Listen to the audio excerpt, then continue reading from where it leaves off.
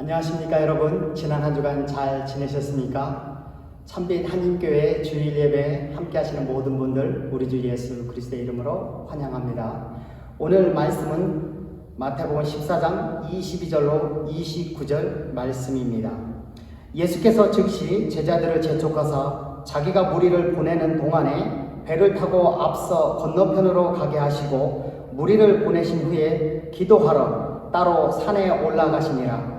저물매 거기 혼자 계시더니 배가 이미 육지에서 술이나 떠나서 바람이 거스름으로 물결로 말미암아 고난을 당하더라. 밤 사경에 예수께서 바다 위로 걸어서 제자들에게 오시니 제자들이 그가 바다 위로 걸어오심을 보고 놀라 유령이라 하며 무서워하여 소리 지르거늘 예수께서 즉시 이르시되 안심하라 나니 두려워하지 말라. 베드로가 대답하여 이르되 주여 만일 주님이시거든 나를 명하사 물 위로 오라 하소서 하니 오라 하시니 베드로가 배에서 내려 물 위로 걸어서 예수께로 가되. 아멘.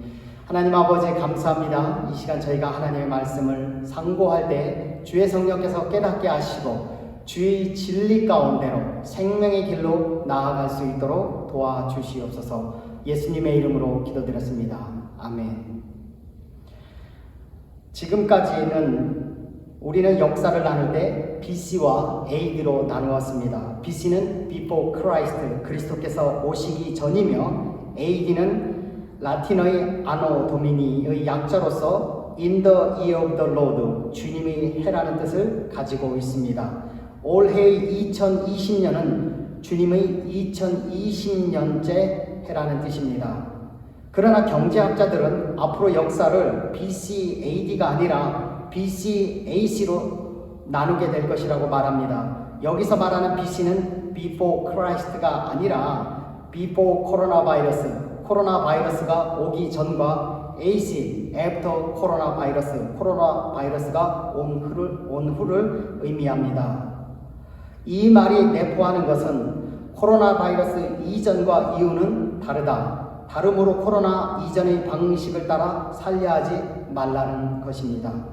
여기에 덧붙여 데니 로드윅 하버드대 국제정치경제학 교수는 앞으로 있게 될 세 가지 트렌드에 대해 예상했습니다. 첫 번째 트렌드는 코로나 바이러스 19 사태 이후 전 세계 경제는 정부 역할이 확대될 것이며 두 번째 트렌드는 초세계화, 하이퍼 글로벌리즘 또는 글로벌화 또는 지구촌의 개념이 퇴보될 것이며 세 번째는 경제 성장률 둔화의 추세가 수년간 형성될 것이라고 전망했습니다. 이 전망이 맞다면 제가 보기에 두 번째 초세계화의 퇴보는 주님께서 적그리스도의 세계 통치를 잠시 늦추시는 것으로 보여집니다. 코로나 바이러스로 인한 변화는 신앙 방식에서도 변화가 있을 것으로 예상됩니다. 2달 전쯤에 갈보리 교회 팀 러빗 목사님께서 주일 설교 시간에 우리는 코로나 바이러스 이전으로 돌아가기 힘들 것입니다. 그동안 우리가 해왔던 방식으로 신앙생활 하기는 쉽지 않을 것 같습니다. 라고 예상하였습니다. 물론 이 말은 갈보리 교회 목사님이 처음 한 말은 아닙니다. 이런 예상들이 의미하는 것은 한마디로 변할 준비를 하라. 그리고 변화의 물결을 타라는 뜻입니다. 여러분은 변할 준비가 되어 있습니까? 변화의 물결을 탈 준비가 되어 있습니까? 그러면 그 변화를 맞이할 준비를 어떻게 해야 합니까? 많은 것이 바뀌겠지만 근본적으로 바뀌는 것은 게임의 룰, 게임의 방식이 바뀌는 것입니다. 요즘 한국 사회가 시끌합니다. 직장에 대한 룰이 변하기 시작했기 때문입니다. 인천국제공항의 비정규직이 정규직으로 바뀌면서 좋은 학교, 좋은 토익 점수를 맞아야 들어간다는 게임의 룰이 바뀌었기 때문입니다. 코로나 바이러스도 이와 같이 삶의 방식, 삶의 룰을 바꿀 것입니다. 그렇게 먼저 할 일은 이 사회의 게임의 룰이 어떻게 바뀌는지 잘 살펴보는 것입니다.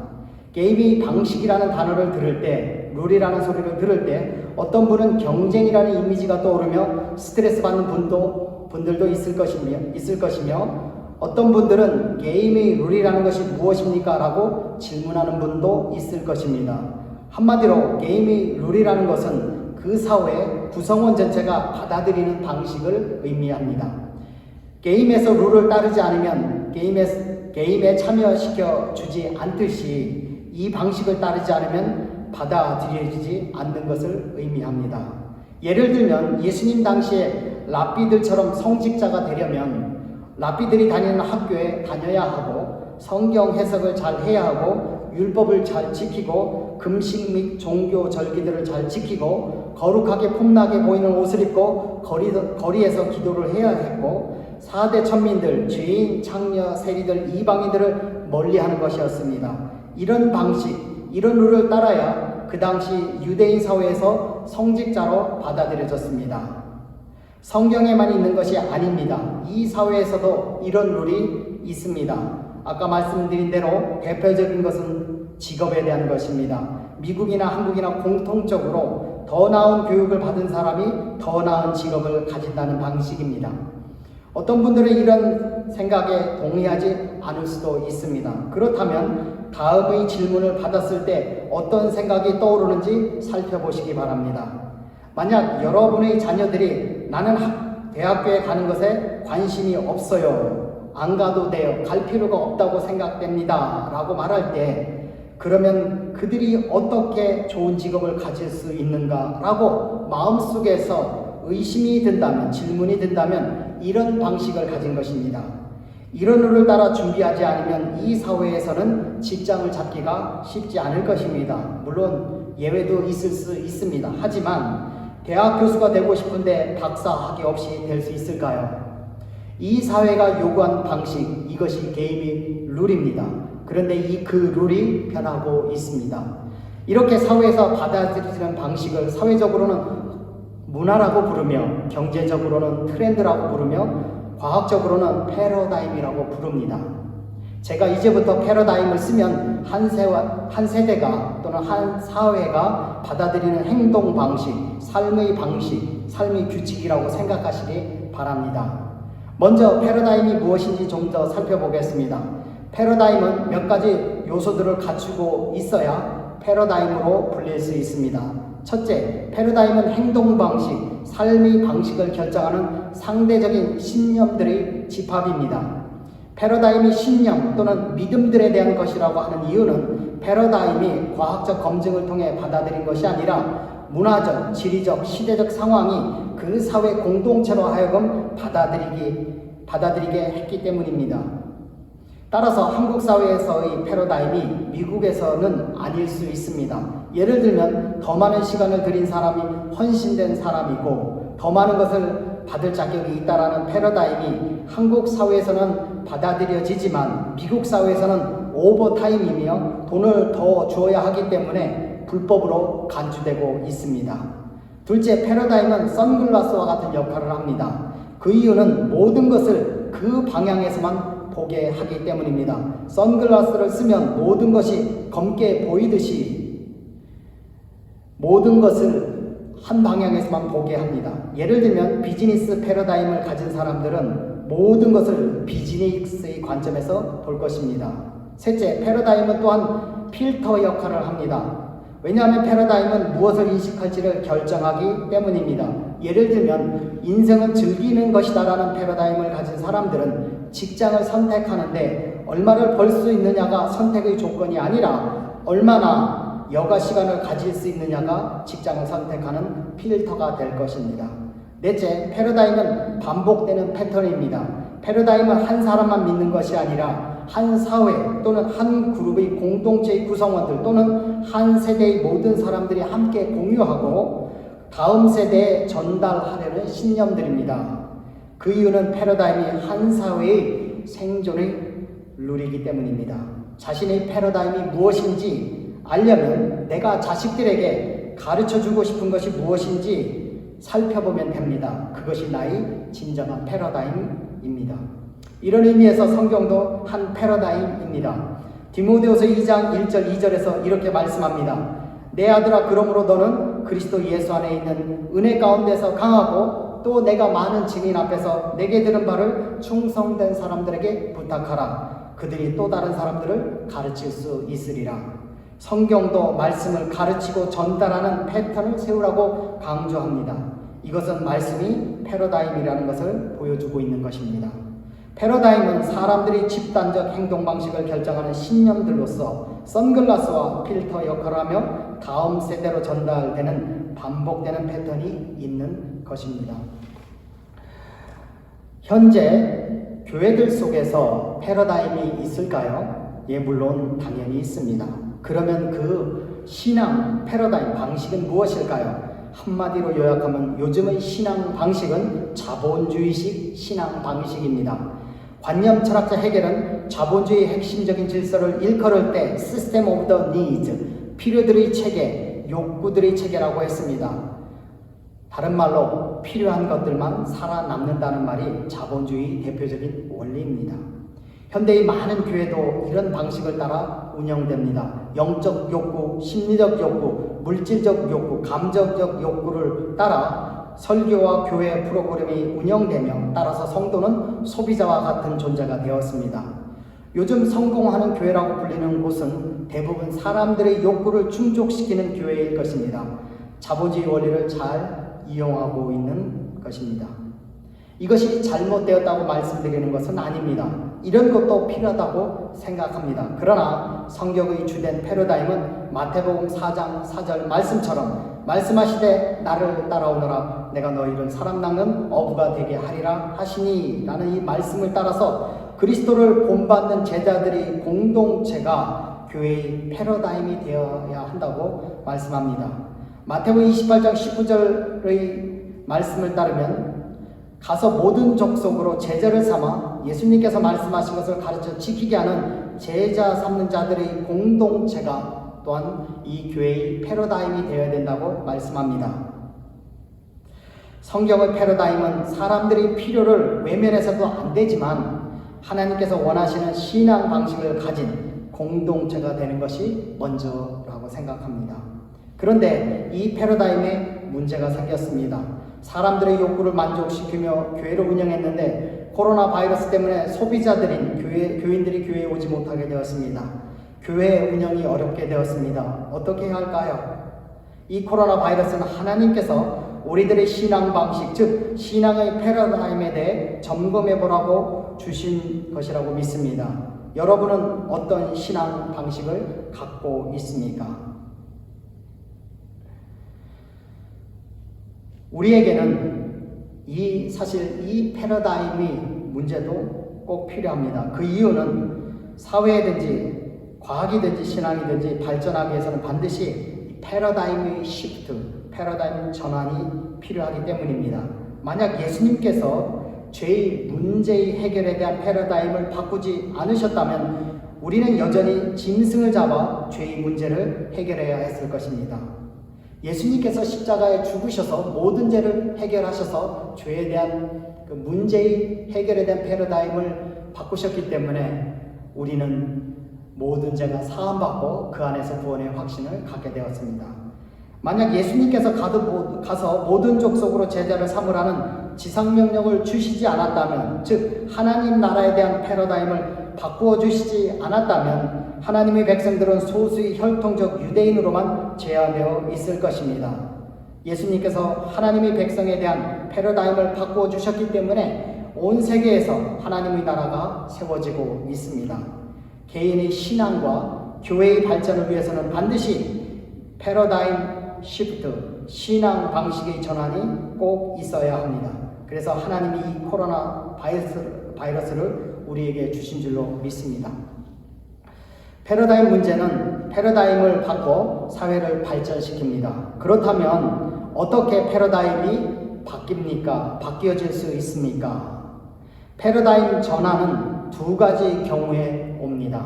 첫 번째는 기존 방식으로는 문제 해결이 안 될 때이며, 두 번째는 새로운 정보, 새로운 아이디어, 새로운 생각, 새로운 개념이 발견될 때 패러다임 전환이 일어납니다. 먼저 기존 방식으로는 문제 해결이 안 될 때를 살펴보겠습니다. 예를 들면 과학에서 문제 해결이 안 되어 패러다임 전환이 이루어진 것은 천동설입니다. 코페르니쿠스의 지동설이 나오기 전에 그 당시 천문 물리학자들은 지구가 우주의 중심이라고 생각했습니다. 그리고 태양과 행성들이 지구를 중심으로 돈다고 생각했습니다. 그리고 나서 태양과 행성들의 도는 궤도를 설명하려 했습니다. 설명하기가 너무 힘들었습니다. 그런데 코페르니쿠스가 태양을 중심으로 지구가 돈다고 생각하고 행성들과 별들의 움직임을 설명하니까 너무 잘 맞아들었습니다. 패러다임이 지구가 중심이다 해서 태양이 중심이다로 전환된 이유는 기존 방식으로는 문제 해결이 되지 않았기 때문이었습니다. 신앙에서는 문제 해결이 안 되어 패러다임 전환이 이루어진 것은 율법에 대한 부분입니다. 갈라디아서 2장 16절, 사람이 의롭게 되는 것은 율법의 행위로 말미암음이 아니요 율법의 행위로서는 의롭다함을 얻을 육체가 없느니라. 인간은 율법을 완벽하게 지킬 힘이 없을 뿐만 아니라 죄 앞에서 무기력한 존재이기 때문에 율법을 지킬 수 없었고 죄의 문제를 해결할 수 없었습니다. 그래서 하나님께서는 율법을 지킴으로써가 아닌 예수 그리스도를 믿음으로써 의롭게 될 수 있도록 의로워지는 방법에 대한 패러다임을 바꾸셨습니다. 갈라디아서 2장 16절을 다시 읽으면 사람이 의롭게 되는 것은 율법의 행위로 말미암음이 아니요 오직 예수 그리스도를 믿음으로 말미암는 줄 알므로 우리도 그리스도 예수를 믿나니 이는 우리가 율법의 행위로서가 아니고 그리스도를 믿음으로써 의롭다함을 얻으려 함이라. 율법의 행위로서는 의롭다함을 얻을 육체가 없느니라. 우리가 해결하지 못하는 문제 앞에서 패러다임 전환은 일어나며 패러다임 전환이 일어날 때 우리는 발전할 수 있습니다. 만약 패러다임을 전환하지 않으면 어떻게 될까요? 여전히 문제 가운데 빠져 스톱되어 여전까지 문제에서 헤맬 수밖에 없습니다. 문제에서 빠져나오지 못한다면 우리는 어쩌면 멸망의 길로 나아갈 수도 있습니다.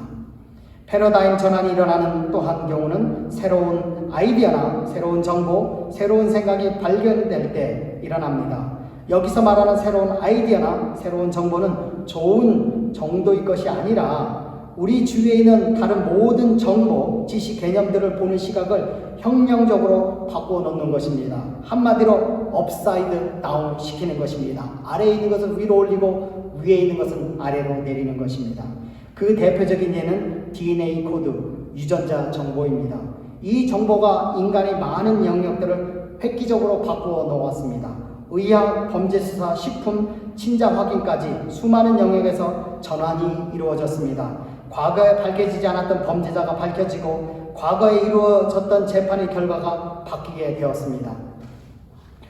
크레이크 콜리라는 백인 남성은 임신한 여자친구의 살인사건의 범인으로서 지목되어서 1978년부터 2017년까지 무려 39년 동안 31살에서 71살까지 청춘에서 인생 말기까지 억울한 옥살이를 하였습니다. 그러다가 지금으로부터 3년 전에 살해되기 전 성폭행을 당한 여성의 몸에서 검출된 체액의 유전자 정보로 인해 풀려났습니다.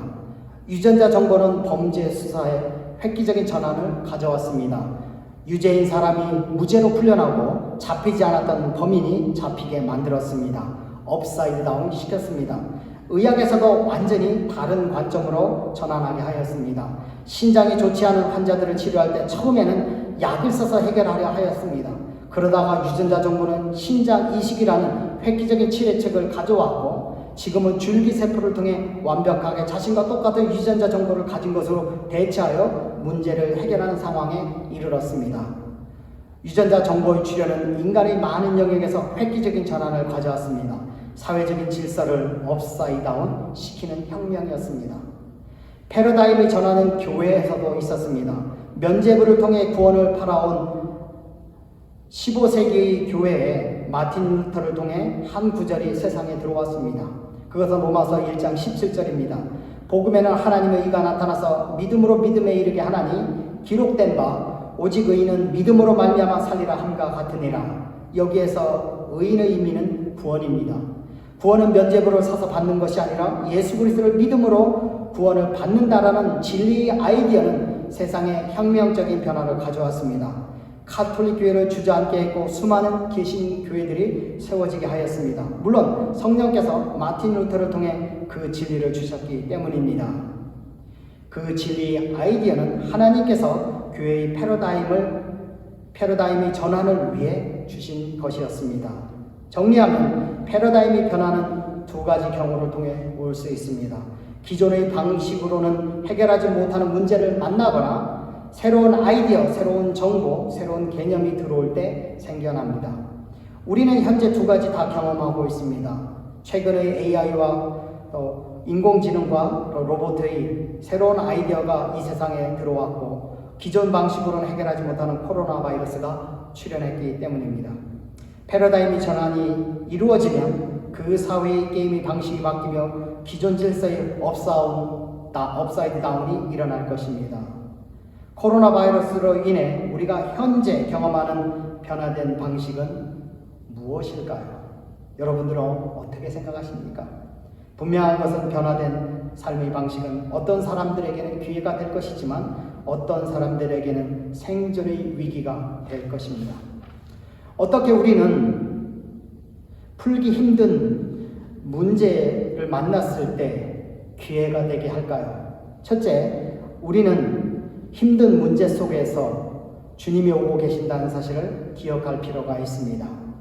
마태복음 14장 24절 27절을 읽어보면 배가 이미 육지에서 술이나 떠나서 바람이 거스름으로 바람이 휘몰아침으로 물결로 말미암아 파도로 말미암아 고난을 당하더라 시달리고 있었습니다. 밤 사경에 새벽 4시에 예수께서 바다 위로 걸어서 제자들에게 오시니 제자들이 그가 바다 위로 걸어오심을 보고 놀라 유령이라 하며 무서워하여 소리 지르거늘 예수께서 즉시 이르시되 안심하라 나는 두려워하지 말라. 예수님의 제자들은 배를 타고 갈릴리 바다로 나갔습니다. 그런데 그곳에서 전혀 예상하지 못한 거센 바람이 불어오기 시작했습니다. 그 바람 앞에서 제자들은 시달릴 수밖에 없었습니다. 그런데 중요한 사실이 있습니다. 그 배를 뒤집을 수 있는 휘몰아치는 바람 속에서 주님이 오고 계셨습니다. 휘몰아치는 바람은 내가 잠잠하게 할 수 있는 그런 바람이 아닙니다. 내가 해결할 수 있는 문제가 아니었습니다. 그런데 그 문제 속에서 주님이 다가오고 계셨습니다. 그 주님은 제자들을 보시고 두려워하지 말고 안심하라고 말씀하십니다. 주님은 모든 문제와 함께 다가오십니다. 마찬가지로 코로나 바이러스 속에서 주님은 우리에게 다가오고 계십니다. 이것이 첫 번째 우리가 기억해야 될 사실입니다. 둘째, 주님이 문제와 함께 오시는 이유는 무엇입니까? 그 이유는 우리 패러다임을 바꾸고 우리를 새로운 세계로 인도하시기 위해 문제와 함께 오십니다. 마태복음 24장 26절로 30절 제자들이 그가 바다 위로 걸어오심을 보고 놀라 유령이라 하며 무서워하여 소리 지르거늘 예수께서 즉시 이르시되 안심하라 나니 두려워하지 말라. 베드로가 대답하여 이르되 주여 만일 주님이시거든 나를 명하사 물 위로 오라 하소서 하니 오라 하시니 베드로가 배에서 내려 물 위로 걸어서 예수께로 가되 물 위를 걸어오시는 주님을 보고 베드로와 나머지 11 제자들은 각각 다른 태도를 보입니다. 11 제자들은 유령이다 소리 지르며 흔들리는 배를 꼭 잡았을 것입니다. 그들은 배를 꼭 잡고 작지만 어부로서 그 배를 탔으며 그곳에서 자신들의 힘으로 걸어다니며 고기를 잡던 익숙한 경험들을 떠올렸을 것입니다. 그들은 물 위를 걷는 주님을 보고 자신들의 과거의 경험에 비추어 보았을 것입니다. 그리고 이렇게 생각했을 것입니다. 내가 경험했던 물은 인간이 걸을 수 있는 곳이 아니다. 빠져 죽을 수 있는 위험한 곳이다. 그러나 베드로는 생각을 달리했습니다. 내가 경험했던 바다는 인간이 걸을 수 없는 곳이다. 위험한 곳이며 죽을 수 있는 곳이다. 하지만 주님의 바다를 걸으셨네. 그렇다면 내 경험에 의하면 물 위를 걷는 것이 불가능하지만 주님은 하실 수 있으시네. 나도 주님의 도움을 받으면 걸을 수 있겠네. 제자들과 베드로는 선택을 결정해야 했습니다. 배 위에 남아있을 것인지 아니면 배를 떠나 예수님께로 나아갈 것인지 결정해야 했습니다.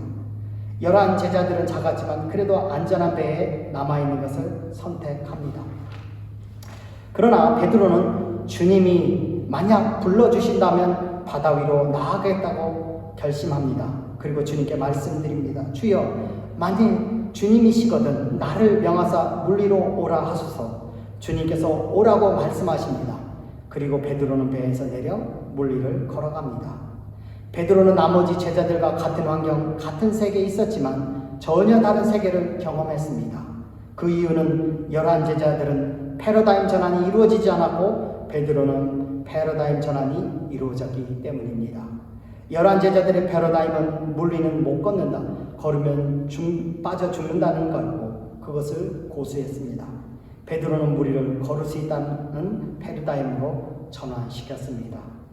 주님은 이 코로나 바이러스를 통해 새로운 아이디어, 새로운 룰, 새로운 방식, 새로운 믿음을 주실 것입니다. 그곳으로 나아가는 교회와 개인은 물 위를 걸을 수 있지만 그렇지 못한 교회는 어려움을 겪을 것입니다. 따라서 우리는 이렇게 기도해야 합니다. 주님이 주시는 새로운 패러다임을 보게 해주십시오. 물 위에서는 못 걷는다. 배 위에 있는 것이 안전하다는 과거의 방식에 매이지 않게 해주십시오.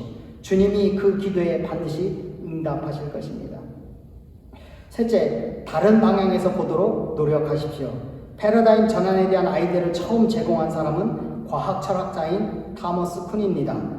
그는 패러다임의 전환을 이해할 수 있도록 그림 한 장을 보여주었습니다. 그 그림은 오리 그림입니다. 그런데 이 그림은 특징이 있습니다. 처음에 보면 오리로 보이지만 계속 보면 그 그림 속에 감춰진 또 다른 그림이 보이는데 토끼 모습입니다. 그 그림은 오리 그림도 될 수 있고 토끼 그림도 될 수 있는 그림이었습니다. 어디서 보느냐에 따라 그림이 달라집니다. 제가 보니까 왼쪽에서부터 보기 시작하면 오리로 보였고 오른쪽에서 보기 시작하면 토끼로 보였습니다. 먼저 자신을 돌아보며 어떤 패러다임 가운데 살고 있는지 살펴보시기 바랍니다. 이것을 모르신다면 아까 말씀드린 것처럼 내가 자식에게 꼭 전해주고자 하는 믿음, 신념이 있는지 살펴보시기 바랍니다. 그것이 패러다임입니다. 그 패러다임을 한 번은 주님의 입장에서 보시고 한 번은 사람들의 입장에서 보시고 비즈니스를 하신다면 주님의 입장에서 보시고 고객의 입장에서도 보시고 정부의 입장에서도 보시기 바랍니다. 이 코로나 바이러스를 통해 주님께서 패러다임의 전환을 위해 주시는 진리의 아이디어를 발견하시기를 예수님의 이름으로 축원합니다. 넷째, 주님이 바꾸시기 원하시는 게임 방식으로 기꺼이 나아가시기 바랍니다. 베드로는 주저하지 않고 배에서 내렸습니다. 그리고 경험했습니다. 그렇게 하기 위해서는 문제를 다른 사람 탓을 하지 말고 자신이 해결해야 될 자신의 책임으로 받아들이시기 바랍니다. 코로나 바이러스가 왔을 때 세계의 많은 사람들이 어떤 나라와 WHO 사무총장을 비난했습니다. 비난한다고 문제가 해결되는 것이 아닙니다. 비난하면 오히려 문제에 빠져서 나오지 못할 수 있습니다. 자신이 책임으로 받아들이는 것이 문제 해결의 시작이며 패러다임 전환을 주도하게 될 것입니다. 한국의 정부는 다른 사람들을 비난하지 않고 문제를 자신이 책임으로 받아들이고 주도적으로 패러다임을 전환하며 이끌어서 팬데믹에 대한 새로운 패러다임을 만들었고 한국을 세계 속에서 신뢰받는 국가로 만들었습니다. 여러분도 이렇게 되시기를 예수님의 이름으로 축원합니다. 기도하시겠습니다. 하나님 아버지 감사합니다. 아버지 하나님 저희에게 새로운 문제를 주셔서 우리로 하여금 패러다임 전환을 시키게 하시는 줄로 믿습니다. 저희가 주님과 깊이 동행하며 기도하며 주님께서 이끄는 곳이 어딘지 잘 알게 하시고 그곳으로 나아가서 주님께서 주시는 축복을 경험하는 자들 되게 도와 주시옵소서. 다른 사람들은 또 다른 교회들은 물리로 나아가지 않더라도 저희와 또 저희 교회는 하나님께서 계신 곳으로 나아가서 물리를 걷는 기적을 경험하는 교회가 되게 하여 주시기를 원합니다. 지금은 우리 주 예수 그리스도의 은혜와 하나님의 무궁하신 사랑하심과 성령님의 감화 교통하심이 하나님이 패러다임을 바꾸실 때 기꺼이 바꾸며 나아가며 하나님이 원하시는 개인들과 교회가 되기를 원하는 이 자리에 모인 각 사람 머리에 지금부터 영원토록 함께 하시기를 예수님의 이름으로 간절히 축원하옵나이다.